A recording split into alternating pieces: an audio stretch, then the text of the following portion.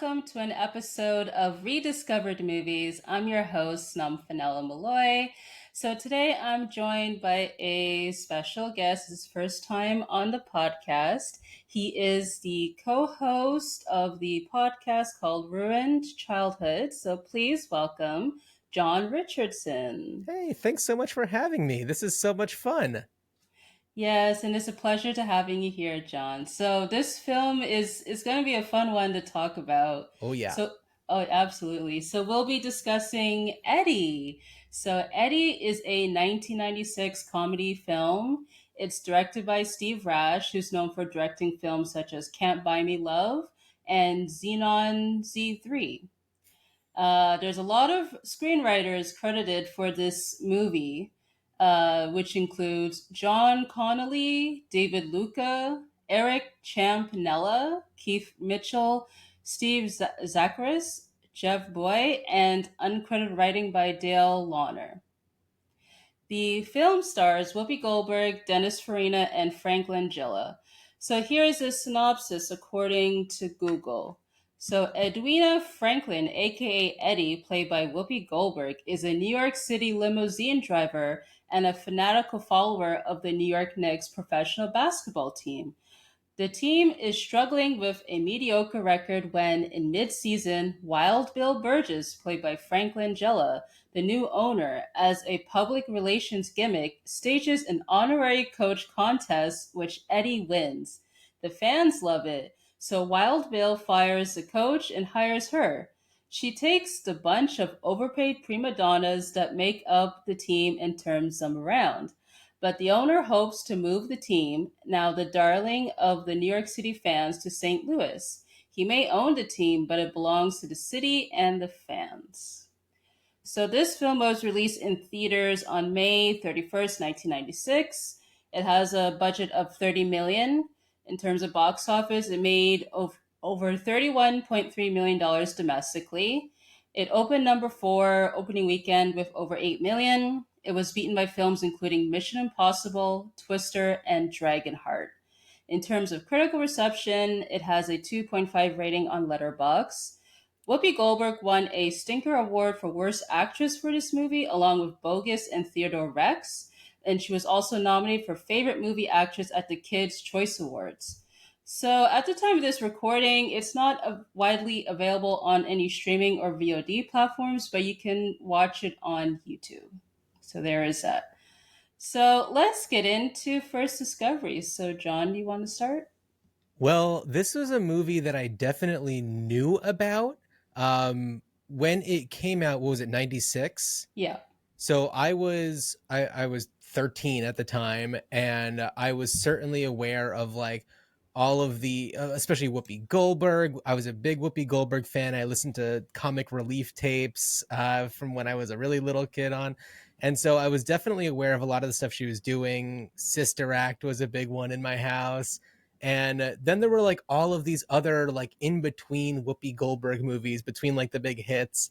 So Mm-hmm. there was like Eddie and The Associate, and of course like Theodore Rex and things like that. And this one completely passed me by, Mm-hmm. and I'm so grateful that you have blessed me with the opportunity to watch this movie, The Perfect Excuse. And I am so glad I did. What a blast. It was so much fun. Oh yeah, absolutely. So I'm kind of right there along with you because I have watched like her previous works before. I think I was like probably like 5 years old when this movie came out at the time, so I don't really to remember my initial thoughts on this movie. But I remember having the VHS tape of it growing up, so I remember I would always watch it over and over, and it's always such a delight to watch this movie because even though it does not make sense logically, but it's an entertaining movie. And this movie is also great too because of 90s nostalgia, particularly with the Yeah. NBA at the time, which I considered that decade to be the golden era of NBA. So, and yeah, there's a lot of recognizable like basketball players in this movie, which I believe all of them at this point have retired or they're coaching right now. I'm not really too Hmm. sure on that, but But yeah, this movie is just a delight to watch. It's one of those movies where you could just turn your brain off like for what 90 minutes and just go along for the ride, Yeah. essentially. So I can see right now that you're wearing a Space Jam shirt. Were you a big Yes. fan of like '90s basketball movies? Yeah, I say so. Like, I don't remember a lot of them because it's been a while, but I know like Space Jam is one of my favorites, and also this movie as well too. I'd say Space Jam may be more realistic than Eddie. Even though they go to Looney Tune Yeah, World. I don't see what the problem is with that. I mean, the fact Yeah. that a random loudmouth fan gets plucked out of the stands to become a coach and turns the Mm. whole team around, I think is just as realistic. Hmm. That's cute. So we could actually get into the highlights, essentially what we liked about this movie. So is there one you want to share that you liked about this movie? There's so many highlights. Oh, geez. Okay. First of all, you're going down the cast list. Mm. Oscar winning Whoopi Goldberg, Oscar Mm. nominated Frank Langella, Oscar nominated Richard Jennings. You have this amazing cast, and they're successful at the time. Richard Jenkins hadn't quite come into his own at this point. Mm-hmm. Uh, it was really nice to see him in an earlier role for him. I think that just the feeling of the movie is a really big highlight for me. You know, Yeah. seeing these incredible actors, you know, really putting their all into a very silly movie. It just is a fun thing to watch. Like you said, turn your brain off. It's a Mm-hmm. good time. Who cares if it makes sense?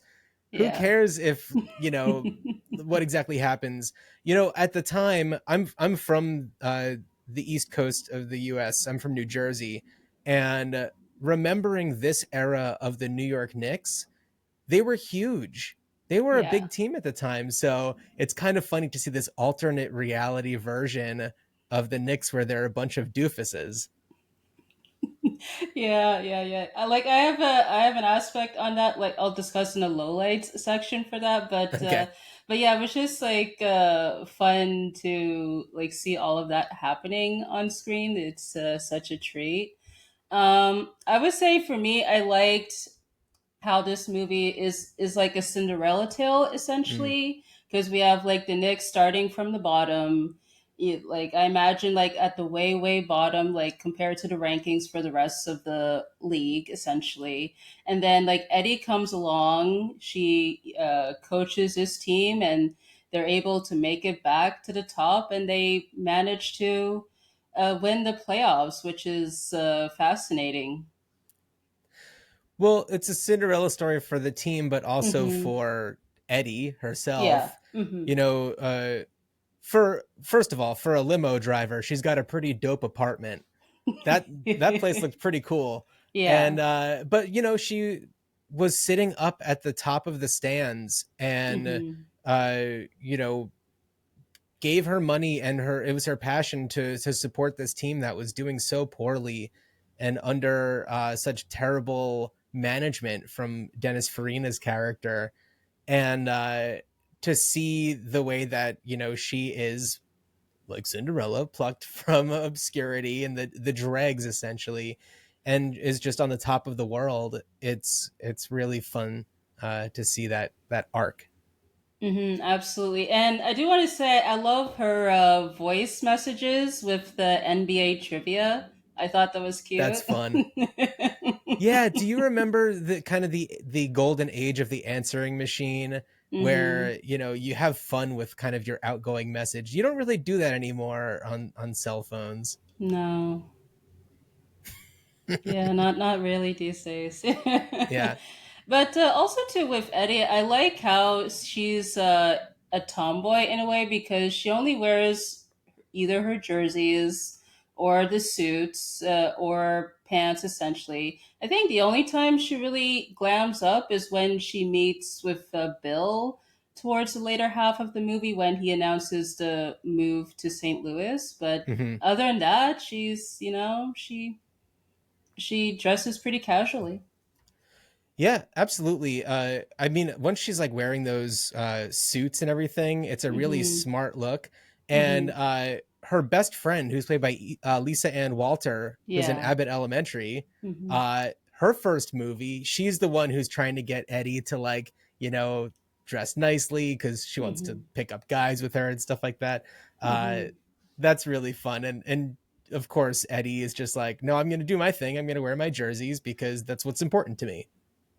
Yeah, yeah, yeah. Because I love how like she doesn't fully change her outlooks and all that stuff when she gets the gig because it's easy to fall for that trap. I just love how she essentially maintains her personality. Yeah. I mean, we do Hmm. get a fun clothes trying on montage. So I mean, you just have to have one of those in a 1996 comedy. Hmm. Absolutely. I do like how with this movie, it kind of like does like this commentary on what happens behind the scenes. So with, for instance, with Bill, he only cares about the money essentially because he does all these like outrageous stuff to drive up revenue or buzz. Like we saw, like when he first entered the court with the horse wearing the sneakers, Oh, which that is was outrageous. ridiculous. Yes. And then like there's like fireworks happening behind the people that's seated in the audience, which if I were one of those people, I would be terrified. Oh, absolutely. Different times. Yeah, yeah. Like I don't think it'll fly today for safety reasons, but No. that was just funny to just witness all of that happening. Yeah.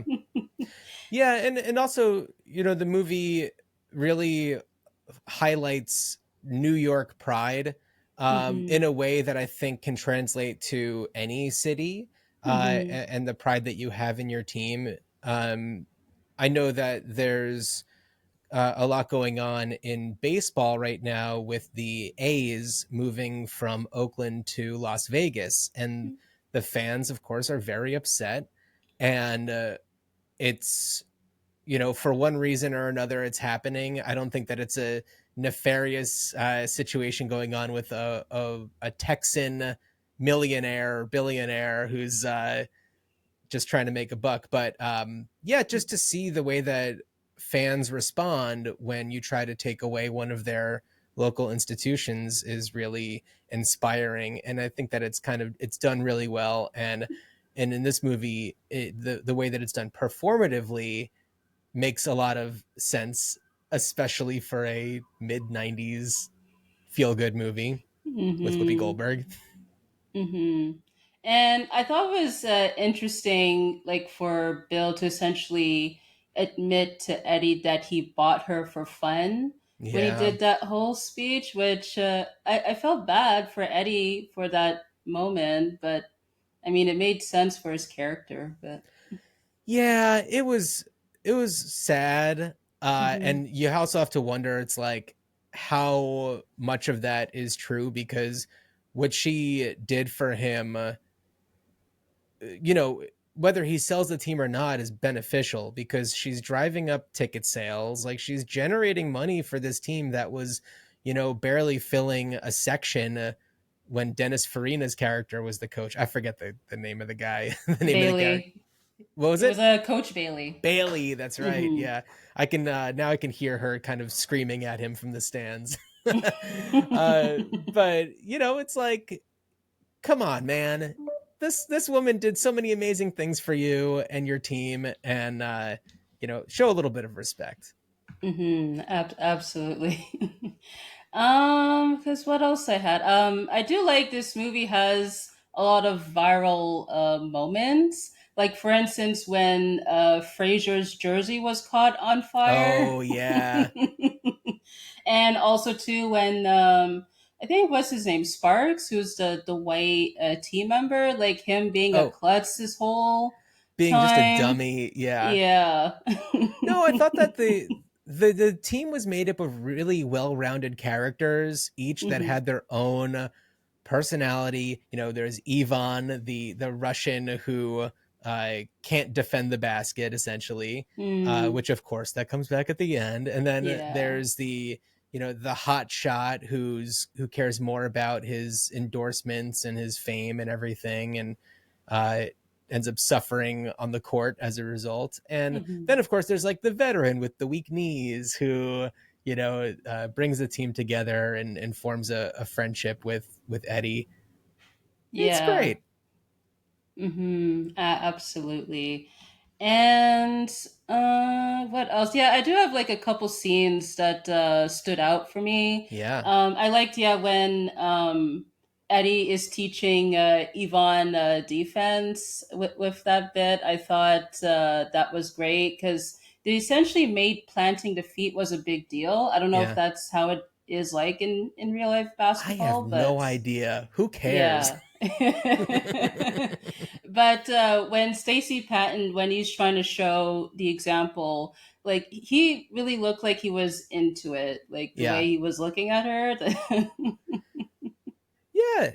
This movie knows exactly what it is, and it, Hmm. it hits those moments just right. Hmm. Absolutely. And also too, I liked the Knicks. They won their first game, which was a Mm, very big deal after their losing streak. Like that was a great moment. And Eddie for sure made the right call to bench Stacey Patton. yeah, controversial call. Yeah. But I mean, like realistically, it made sense. But Oh, absolutely. But I, he's the one that's the hot shot who thinks that he's the best player on the team, thinks he's the only hmm. player on the team, and Hmm. it was it gave him some humility. And oh, I love his mom when his mom comes in. Yeah, yeah. Oh, that's delightful. Oh, the mom was a treat though. Like especially in that scene when Stacy's doing like that impromptu basketball game at Yeah. the park, and she's great. She's great, the Yeah, I mother. really like those moments where it takes you out into the middle of New York, and it's kind of showing, like, I don't know, them in real life situations. And Mm-hmm. we have already set up that Eddie coaches kids basketball, Mm-hmm. and that her deceased husband was really passionate about you know kids basketball and the Knicks and their place in New York history. Mm-hmm. I don't know. That bit seemed a little kind of shoehorned in there, but ultimately for this movie, I felt like it worked nicely, and Mm-hmm. uh, and it kind of gave you a little bit more context about Eddie and the reasons why, like, going out and dating people isn't her focus, and knowing that her late husband was so passionate about basketball and the Knicks Mm-hmm. really drove her to become the person that she was. And uh yeah, those moments were kind of nice. I like that. Absolutely. Because yeah, throughout this movie, Eddie, she does show that she cares. Particularly there was a moment when after her sons came into the locker room and essentially the players were being very dismissive when they wanted the autographs, and she makes that whole speech of the players not caring Yeah, essentially. So that was a nice moment in the movie. yeah, absolutely. Hmm. Also, too, we need to talk about the Coolio song "It's All the Way Live" as like the de facto theme song for this movie. Yes, I am always happy to talk about Coolio in general. Yes, absolutely. Oh man, rest in peace, Coolio. Hmm. Uh, what a great song. It's Yeah. also nice that it's not like one of like the big hits. Hmm. It feels nice in there. I like it. Hmm. Because I love how it's one of those songs that makes you like pumped up. Yeah. So like it really like kind of gets you excited because like it plays during the opening credits, like when they show all like the exterior shots of New York Hmm. City. And I think another moment they played it was when Stacey Patton was in the limo, and I think the final moment was during the closing credit scene. So Yeah. I would say for me, a critique I have of that song is that it's not available on streaming platforms. I have Really, to it go to, isn't? no, at least like with this version of the song, because Mm. I believe he re-recorded it some time ago. I think because of copyright reasons, whatever. Oh. But So it's yeah. kind of like a Coolio's version, Mm-hmm. Mm-hmm. Taylor Swift style. Yeah, Uh, essentially. I geez, what year would this have been? I guess it would have been like New Year's Eve going into 2008. Mm-hmm. I lucked upon an invitation to a I was living in Los Angeles at the time, and I lucked into an invitation to a New Year's Eve party hosted by and with a performance by Coolio, and Oh, it was amazing. It was so wow. great. He was such a fun performer, and it's maybe my favorite like New Year's Eve I've ever had. Just this, he Wow. was an icon. I loved, of course, I loved the hits, Fantastic Mm-hmm. Voyage. All that was so much fun, and he was himself just like such a charismatic guy. He had that Cooking with Coolio series where he would cook on these like videos, and man, just so much fun. I love it. Wow. Wow, that sounds wonderful. I never got to see him perform live, but yeah, that's just a great story to hear about Yeah, that. So, yeah, and just like a very positive person. I don't mm-hmm. remember there being any like Coolio controversies. It was No. Coolio. Yeah, yeah. Absolutely. So, some small moments I do want to mention. I thought it was funny when, after like Eddie argues with the ref, she grabs the ref's toupee, Yeah, throws it towards the audience, and Fabio catches it. yeah. I thought that was I hilarious. forgot that Fabio caught it. That's so funny. You, And yeah. oh, go ahead. I was just saying, it's the mid '90s when Fabio just shows up for like 2 seconds in a movie. Yeah. And yeah, like the cameos are not too bad for this movie for the most part. Not at all. There were also the moments where you had the cameos from like, iconic New York figures. The Hmm. former mayor Ed Koch and Rudy Giuliani when he was the mayor, and I don't want to get too political on Hmm. this, but before he became the Rudy Giuliani we know now. Hmm. And then, of course, we have Donald Trump Hmm. making an appearance as himself. And I don't know your politics or anything, but I thought that what was really funny about his appearance was that the whole joke about it is that he is a lying blowhard, because he's being interviewed on TV and he's like, it was my idea to make Eddie the coach the whole time. And it's like the joke is that he's a liar. And this was Yeah. 96. Yeah. Like when he said that in the movie, I'm like, yeah, this is total cap. I'm like, there's no way he made that call. Oh, no, it's the audience knows, like, oh my God, this is a guy who, his whole deal is that he's just a braggadocious liar. Yeah. And to see where he is present day is Hmm. it's very telling that he even like went for it in this movie. And also, uh after watching Eddie, I was like, well, I got to watch some more of these Whoopi Goldberg movies from the '90s that I missed. Hmm. So I watched The Associate. Have you ever seen The Associate?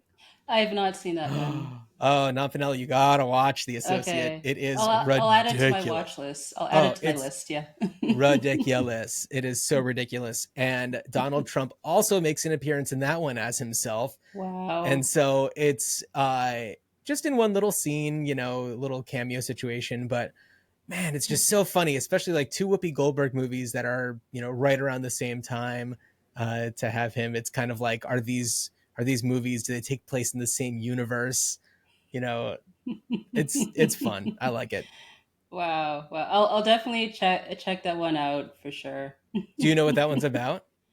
I know like the title sounds familiar. I'm not too sure what's happening in the movie. You might be able to like envision the poster. She's like wearing a suit with like leaning back with her feet up on a desk, and Mm-hmm. essentially she's an investment specialist in New York who's like really really smart and very great at her job, but she gets passed over for a big promotion for a an inadequate white guy who she like trained and everything. And so she quits and goes out on her own, but nobody will take her seriously as a woman in the investment world. And so she creates a fake partner who is a very wealthy white guy, and she is saying, he's the one who's pulling all the strings, but it's really her. And Mm-hmm. so it's a joy to watch, and I please watch it and please let me know what you think. Okay, yeah, I'll definitely check that. It sounds interesting. I'll check it out. Yeah.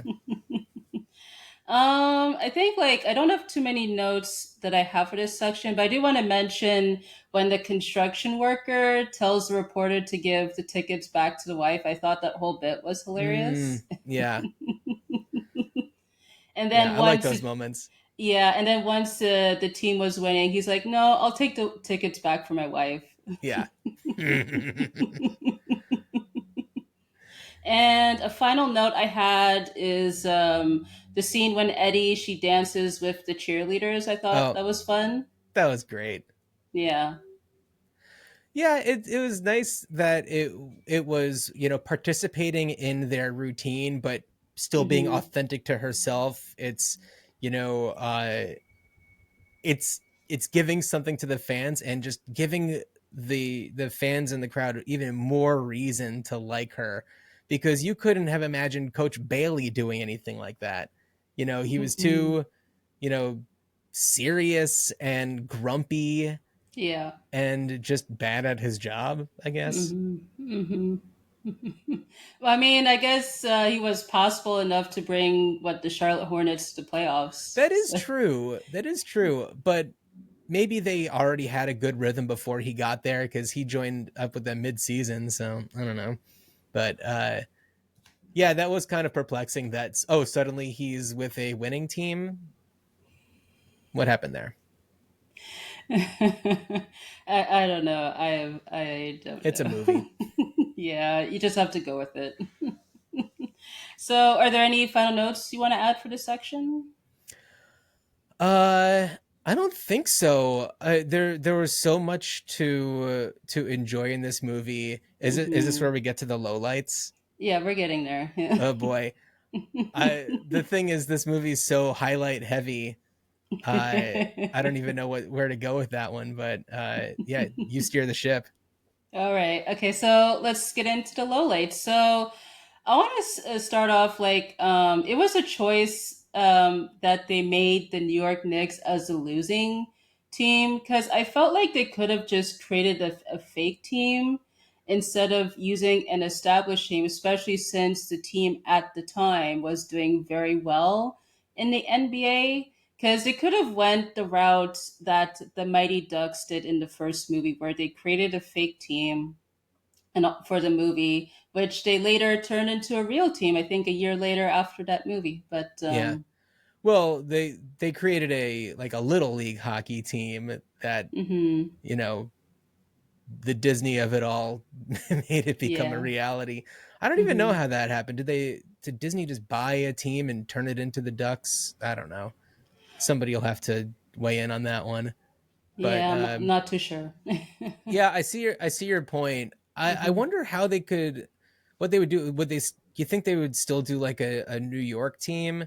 I feel like it would have to hinge on like a city pride type of thing, because that's mm-hmm, kind of how things end up.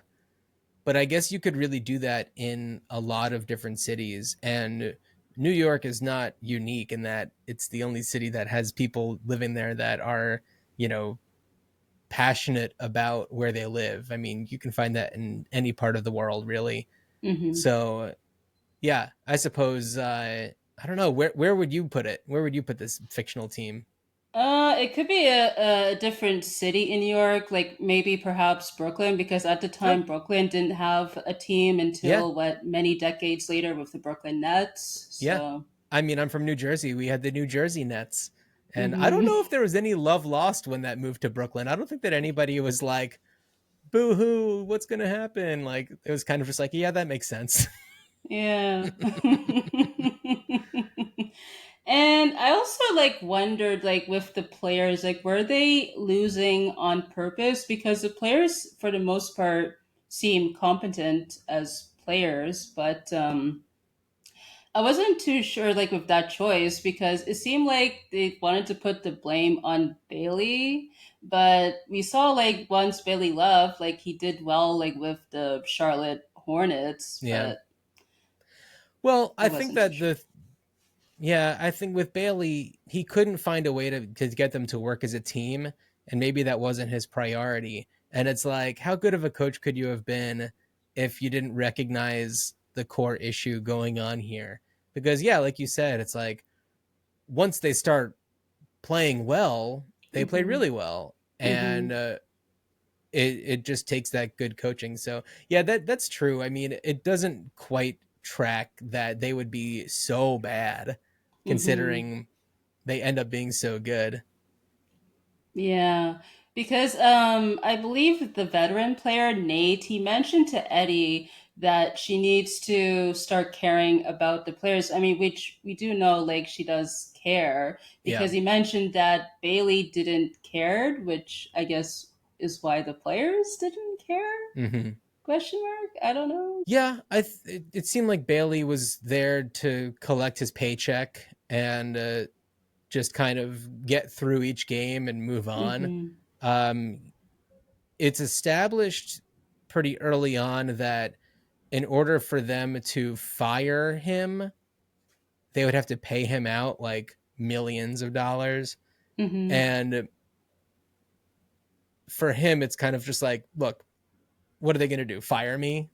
It's worse for them. So it just didn't Mm-hmm. seem like he was that interested. But I think that being humiliated, I'm putting a lot of faith in the backstory for the character, but maybe being humiliated gave him the drive to like um, snap out of it and coach a team properly. I don't know. Yeah, perhaps, I suppose. Yeah. Also too, I want to mention, the whole notion of Bill wanting to move the team to St. Louis if they win did not make sense Mm, because it would make more sense if the team was still losing. yeah. Because like if they won, I'm like, what's the point of moving them? Like it's just better off to continue to do what's working, I suppose. Well, I could be wrong about this. I think that for them to be winning, so he bought them when they were losing. Yeah. So theoretically, he bought them pretty cheap. Mm-hmm. And by getting the team to be playing better, it's kind of raising their value. And so Mm-hmm. it's essentially just like buying a stock low and, selling it once it gets high. But that's such an inhuman thing to do is Yeah. to sell out an entire you know team and city's passion for a quick buck, just to kind of Mm-hmm. like he's flipping a house or something. Yeah. And yeah, I mean, Salt Lake City, that it would have felt more authentic to me if he was selling it to somebody in like some city in Texas or something. Mm-hmm. um I mean, Dallas has the Mavericks, Houston has the Rockets, Mm-hmm. San Antonio has the Spurs. I guess Austin. I don't know. I'm running out of Texas cities, but and you're Canadian, right? Yes. Yeah, I don't know how much U.S. geography you're familiar with, but there's certainly certain areas of Texas that could to grab a basketball team, I guess. Yeah, I suppose. I suppose. But the funny thing about that thing is that after the immediate backlash, he changes his mind on that. So I was wondering what's the point Yeah. of proposing this if you know the people were not going to be happy about it. you I don't know, know. it's these rich people who think they can just do whatever they want to do, but he didn't expect Eddie to have that Eddie spirit, uh, and to turn the entire city against him, really backed him into a Yeah. corner. Yeah, absolutely. It also, and this is a complete aside from the movie itself, I find it Hmm. very fascinating that Whoopi Goldberg and Frank Langella sparked up an intimate romantic relationship that lasted for years on the set of this movie. Yeah. That seems like such an Yeah. unlikely couple. But it somehow worked at the time. I But guess at the time, for a certain amount of time, it worked. So good on them. I hmm. hope they were happy at the time. Uh, but I guess it's just shows how good of actors they are that they could seem like such enemies toward the end there. Yeah. So another note I had, because as I mentioned at the beginning, this movie has a lot of credited writers, Mm. and it seemed like the direction, particularly with Eddie's character, seemed to be a bit all over the place. So when she's introduced, she starts off as a limo driver that does these, I guess, what, offshoot or freelance like radio sports commentary at her job. and So yeah, the, go on. and then later on, it shows that she has three sons without establishing them as sons, because I thought they were just Are kids they her that she brought. sons? I think that's the implication, Oh, I because didn't get that. they're shown, like, if you remember, she was when she was watching the home video with the three kids and her late husband. So I thought they were just on the like basketball team that she was like the community team that she was coaching that maybe he had coached prior. I don't know. I They could have clarified one way or another. yeah, absolutely. And I think like the way this movie was promoted is that she Mm, was strictly like a big and I wouldn't say completely New York Knicks fan, but maybe mm. like an NBA fan in general. But in Oh. the movie, we find like she actually has the skills to be a coach, because she coaches that like community Hmm. like basketball team. So I just wondered like what were they thinking like with the script It was a in little terms of that messy. aspect. Yeah. Yeah. You know, I'm glad that you mentioned the bit about the beginning of the movie and how she's kind of doing play by play commentary. Hmm. Now, I wasn't quite sure. Was she doing that for a radio station, or was she just doing that for the other like limo drivers? Because she's doing it out of their office, Yeah. but also it's like when she's driving the limo, she's listening to the games on the radio. Hmm. So I guess they all could do that too. Yeah, I don't know, that Yeah. just not make sense. Yeah, that didn't really make a lot of sense. It was fun, but yeah, you're right, it didn't Yeah. make any sense. Because I'm sure like whoever started the script maybe wanted like to focus on Eddie like being a coach, and probably whichever writers like got involved later decide, no, let's make her a fan instead. But then I guess at some point they couldn't decide on the direction, so let's Yeah. just blend those together. Yeah. Yeah. Totally forgot about this until just now, but Asif Manvi Mm, is one of the limo drivers. This may have been one of his first on screen appearances. yeah. Um, I don't know what his background was, if he was doing comedy or just auditioning for roles here and there, but he's grown to a lot of success. Hmm. So fun to see him, and yeah, that was a lot of fun. Hmm. Yeah, he was great. And I don't have too much to add. Like, I do want to say there was that scene where Eddie visits the players in the shower room, and Mm, she was like body shaming them essentially. that is for sure a low light. Yeah. Yeah, it's like, and that's like, I think that was like a trailer moment too, where she's like Hmm. laughing at them, and it's like, come on, Yeah. you could have done a lot more with that. I think of maybe her feeling like just uncomfortable, like realizing where she is and being like, I shouldn't be here. Yeah. But instead, she just laughs at them, which is unfortunate.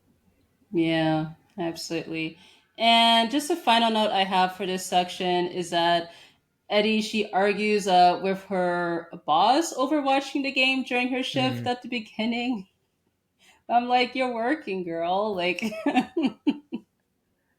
Nomfanelo, this is Eddie we're talking about. She doesn't care. She doesn't care about authority. That's what makes Eddie Eddie. yeah, yeah, yeah. You know, so, go yeah. ahead. Oh no, no. I was just thinking. Uh, what? Well, Wild Bill. I'm sorry. This is going back a little bit. hmm When Wild Bill tells Eddie that he's going to be selling the team to St. Louis, hmm he's planning on taking her with him, right? Or with the team, right? I think Like it's a that's the package plan. deal, something like Yeah. that. hmm Man, he does not know Eddie. He does not know that this is somebody who's not going to stand for any of that. Yeah. I think he believes the perception of her like being Yeah. this fanatic and a big draw to people. So, Yeah.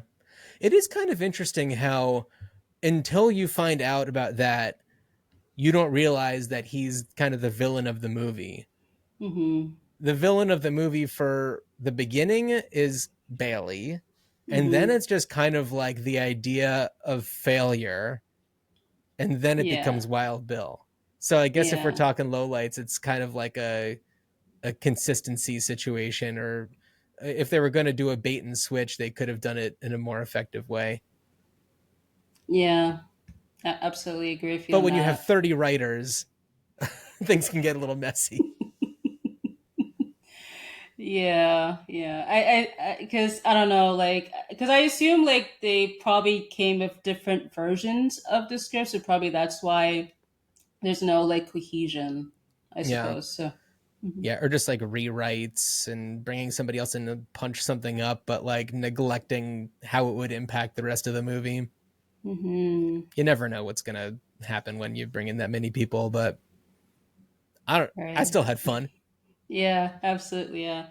And I'll just add this as a final low light. The fact that this movie is not available on streaming or Good point. VOD is terrible. So I watched it on YouTube and I was like, well, you get what you pay for. It's hmm very low quality. And so I live in Portland, Oregon, and we have a great video rental store here called Movie Madness. And so hmm I rented the DVD. It's the same exact quality as the YouTube video. I was expecting at Wow. least that it would fill the screen, but no, it was Yeah. like there's a giant black rectangle around the entire thing.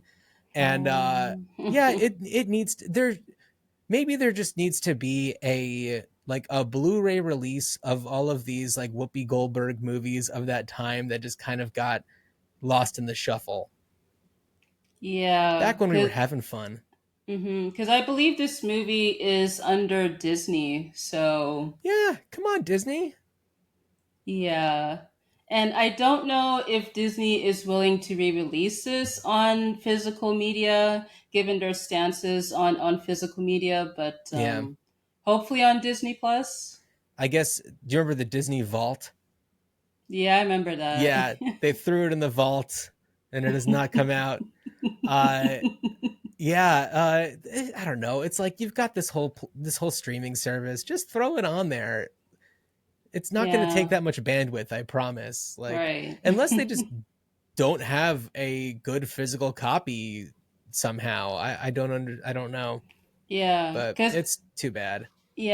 I think a couple years ago I bought the DVD of this movie through Amazon because that Mm, was the only option I had to get this movie. But yeah, the quality is not great, as you say, with a yeah, lot of the bars and yeah. Good on you for buying it before. That's cool. And you said that you had it on VHS when you were young. yeah, I don't have the VHS tape of Yeah. it anymore because I don't really have a VHS player. But I will say this. This is if we're gonna bring that up as a low light about its availability. I'll say another mhm. low light is the confusion that arose between this movie and the movie Ed, the Matt LeBlanc and chimpanzee baseball movie. because I feel like when either of these movies come up, there's always the second where it's just like, wait, is that the Matt LeBlanc monkey baseball one, or is that the Whoopi Goldberg basketball one? And it's just unfortunate that they had such similar names. Now, I believe the Ed movie came out years later, right? I know it was in the 90s, It would, but I think it would have to be because I don't think that Matt LeBlanc was at the point in his success where he was just like doing movies and things like that. mm-hmm, mm-hmm. Because what year did Friends start? Maybe 94, Yeah, mid something like that. 90s, I believe. Yeah.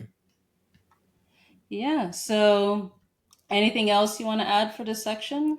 Go check out Eddie. It's on YouTube, everybody. You'll have fun. You won't even Mm-hmm. notice that the quality is, garbage of the video or the writing, but it's so much fun and I'm so glad to have had the opportunity to watch it a couple of times for this podcast because you better bet I was like, here we go again. Got to check this out some more. What did I miss? There wasn't much to miss. It was all pretty much right there. Mm-hmm. Mm-hmm. So let's get into the trivia. So I don't really have too much fun facts about this movie. As I mentioned, a lot of the players in this movie were real life players at the Mm-hmm. time. Dennis Uh, Rodman was in there. yeah, yeah, yeah. Larry Johnson was Mm. in this movie. Who else? A lot of people. I'm blanking their names right now, but a Are lot of people. are you a big basketball fan? I used to watch it at the time, like Mm-hmm. during the Michael Jordan era. Yeah, that was a fun time. Yeah, because it was an actual like event, like with those games. Like as it went to the 2000s, not so much. It was a big deal, but Yeah, yeah, that's pretty much my history with the NBA. So. yeah. I was never much of a basketball fan, but I was certainly very well aware of the '90s like Dream Team and all that kind of stuff. And Mm-hmm.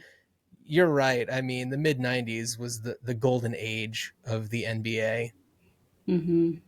Absolutely. So apparently, with the home games for the Knicks were filmed at the Charlotte Coliseum, which is the home of the Charlotte Hornets, and only the exterior shots of Madison Square Garden were Mm. featured. And it says for the final game, the Hornet fans were told to cheer against the Hornets, which I Oh, imagine was awkward. that's gotta hurt. Yeah. I hope they got a nice payday for doing that. Yeah. But I mean, it's an interesting choice to not film this movie in New York for the most part, if that is the case. Probably just a cost thing. Yeah, it could be that. But, oh well. And I think, as I mentioned earlier, so with the Knicks in the movie are portrayed to be the worst team, when in reality was not the case.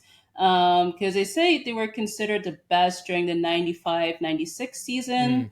which was, when this movie came out in theaters. Because I believe here it says here, although the movie portrayed them to be the worst, the real life Knicks had appeared in the NBA Finals 2 years prior to the film's release in '94, losing to the Houston Rockets. And the Knicks apparently have not made it to the finals since 1999 and have not won Oh. since 1973. Whoa. Okay. You say 1973? Yeah, they have not won since Wow. then.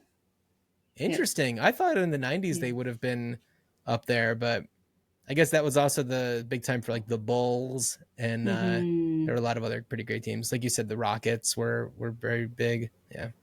Mm-hmm. So also too, I think you mentioned this briefly. Whoopi Goldberg and Frank Langella, they began dating during production of this movie, which lasted until the year 2000. Yeah. So I guess it would have been probably right before this that she was with Ted Danson, who she was Mm-hmm. in. Did you ever see the movie Made in America? Yeah, I have the DVD of I it. love that movie. It's so much fun. Very early Will Smith appearance. Yeah. Um, Nia Long is fantastic in it. Mm-hmm. Very very fun movie. And yeah, so she was with Ted Danson, and then I guess Mm-hmm. Frank Langella. Uh, I don't, geez, a few years ago, when there was conversation about her romantic life or something, and she was just like, Hmm. I don't want a man in my house. I was like, you're so good, Whoopi Goldberg. I love you. Yeah, yeah, yeah, yeah. And I guess the final note I have is that Charlotte Hornets teammates Larry Johnson and Tyrone Bogues would later appear as themselves in Space Jam, which came out later in 1996. Oh, was that 96 also? Yeah, What a fun era where there were just yeah. all of these iconic and to a certain extent, not necessarily iconic if we're talking about Eddie, Hmm. basketball movies and just sports movies in general. Uh, we don't really have that many of those anymore, and Right. or if we do, it's not anything that's as fun as like Rookie of the Year, Angels in the Outfield, these kind of Disney sports movies, or Hmm. Warner Brothers, as the case may be with Space Jam. Hmm. uh, yeah, that was so much fun. It's too bad that those aren't around anymore. Yeah, yeah. I mean, they still make sports movies, but they're just not the same They're compared not the to the same. 90s. Yeah. Yeah, the Mighty Ducks, like you said. Ugh, so good. Yeah, absolutely. So, I mean, I'm left here with this important question. Should this movie be rediscovered? I think we've But already answered that question. yeah, it's like yes, yes, yes, yes, yeah. Is that the answer on all of your episodes? Is like, yeah, of course. I Or else mean, why are we most talking about most of this? them, most of them, not all of them, but most of them. What are a few that you've covered that you don't think are worth somebody's time a day? um, from the second season, I covered Ricochet, the movie with Denzel Denzel. Washington I and love John Ricochet. Lithgow. Yeah, that Ooh, you're was not a Ricochet too. fan. I mean, I love like those fun action movies in general, but I felt this one was just too bleak, and I It had was pretty issue. bleak. Yeah, and I had issues trying to find that movie as well. Like I had to order the DVD on Huh. Amazon, and that quality was shit. Like I thought, like the Eddie one was better compared Interesting. to Ricochet. I So, watched Ricochet a few months ago for my first time, and so it hmm, must be on a streaming service now. Otherwise, I don't know how I would have seen it, or it was for a brief period of time. Uh, I quite enjoyed that one, but I'm sure that there are plenty of good reasons to avoid it. But you're right; it is very bleak. yeah, yeah, and I'm sure there was a few that I did not recommend, which I cannot recollect right now. But there was I think, a movie or two that I covered this season that I cannot reveal right now as of the time of the recording. But yeah, Ooh, that'll give the listeners a little something to hang on for. oh yeah, absolutely. But yeah, essentially, like, just check out this movie if you're a fan of 90s nostalgia. I recommend it, and it's an entertaining sports movie. Sure, it might be like cliched and all that stuff, and the whole notion of a fan being a basketball player may not make Yeah, sense, but just regardless, it's a fun movie to enjoy, and yeah. hopefully you're able to watch it wherever you are. Yeah. Well, if you don't mind my asking, how Mm. did you decide to choose this movie to cover? Because I wanted to cover sports movies, Mm, and when I was trying to think of a basketball movie, I decided I'll cover this one because I feel like this one's not widely talked about. So, sure. Very overlooked. absolutely. Cool. So that pretty much concludes this episode of the podcast. So, where can people find you, John, on social media? Yeah, not super active on social media except for my podcast, Ruined Childhoods. We do have a TikTok page. I think it's just at Ruined Childhoods on TikTok. And we put little clips from episodes and little bits here and there. Hmm. And that show, it's all about movie legacies. So uh, how could these cult and classic movies maybe be reimagined today?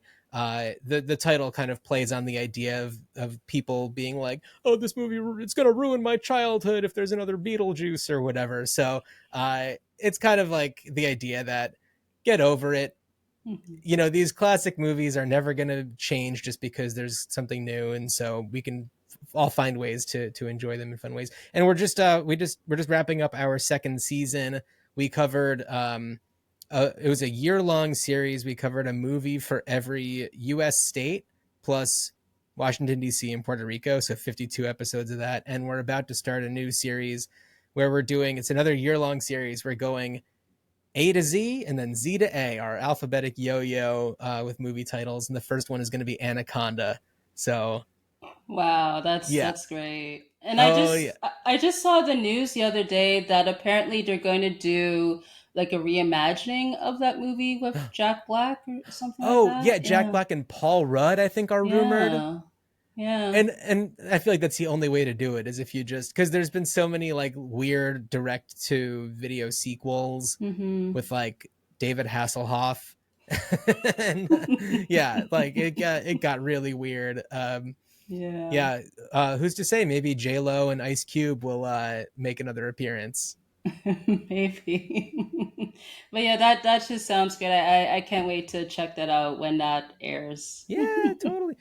Thank you Mhm. so much for having me on. This was so much fun. It's a pleasure. So I'll just share my social media links quickly. So you could find me on Instagram, X, YouTube, and Linktree at Numphy Malloy. You can find the podcast on Instagram, X, YouTube, and Linktree at RD Movies Pod. You could visit buymeacoffee.com/RD Movies Pod to donate. On the Spotify app, you could answer the featured poll, leave a comment, and rate the podcast. On Apple Podcasts, you can leave a review and rate the podcast. And you could submit questions, comments, or suggestions by email, which is rediscoveredmovies@gmail.com to be featured on the after show, which will air after the season finale. So, thank you so much, John, for being a guest Thanks for having for me. this episode. Is there any final notes you want to share? Go watch all of the Whoopi Goldberg weirdo movies that you missed. Theodore Rex is out there somewhere waiting for you to watch it. Absolutely. So, thank you so much for tuning in, and see you on the next one.